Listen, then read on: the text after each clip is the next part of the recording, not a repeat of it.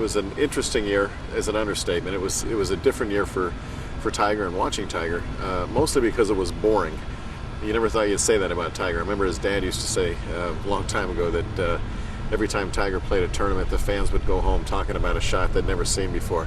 That wasn't the case this year. We didn't see very much good golf. He had a couple of flashes. I still think it was amazing, and most would, that he was able to contend going into Sunday at the Masters and tie for fourth in his first tournament in 5 months. And I think that raised expectations. And then what you got there was a roller coaster unlike anything we've seen from him before. I mean, he turns around and misses a cut with the highest 36-hole score of his career. He pulls out of the Players' Championship with an injury no one knew about. And then all of a sudden he shows up at the U.S. Open, and he's right there again on Sunday. Second to last group, a chance to win, and falls apart. These are the things that are new.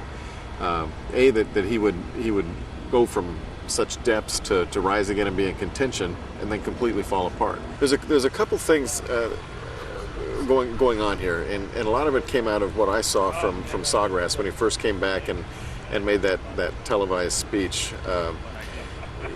If you don't like Tiger at all, you're going to think it was staged and canned and rehearsed. And if you like Tiger, okay, you're going to think, all right, that's the first good step. That's what came out of that, and that's really what carried forward for the rest of the year. There's a number of fans that like watching him play golf and want to see him do well, and there are those who are really, really delighting in this misery that he's going through and this bad performance on the golf course. And for the first time, he's having to deal with things that he can't pass off to someone else. He's got to take a call from a divorce lawyer.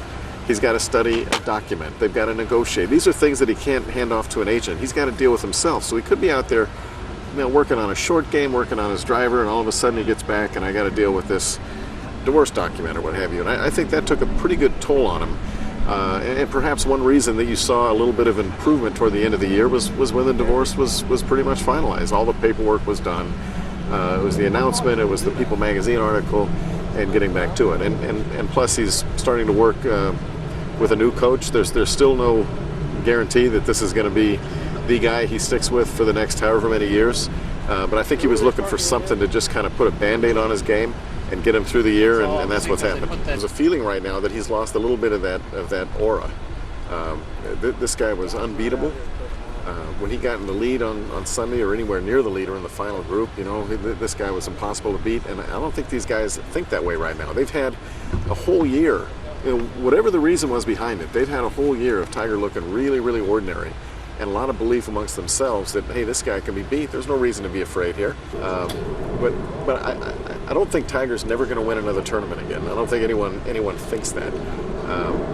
But I think once they get this year done with, and for him that's going to carry through to December, how he's going to play at Torrey Pines and how much time he spends in the off season trying to get his game back in order, and where he goes forward is, I think a lot of people are curious about that.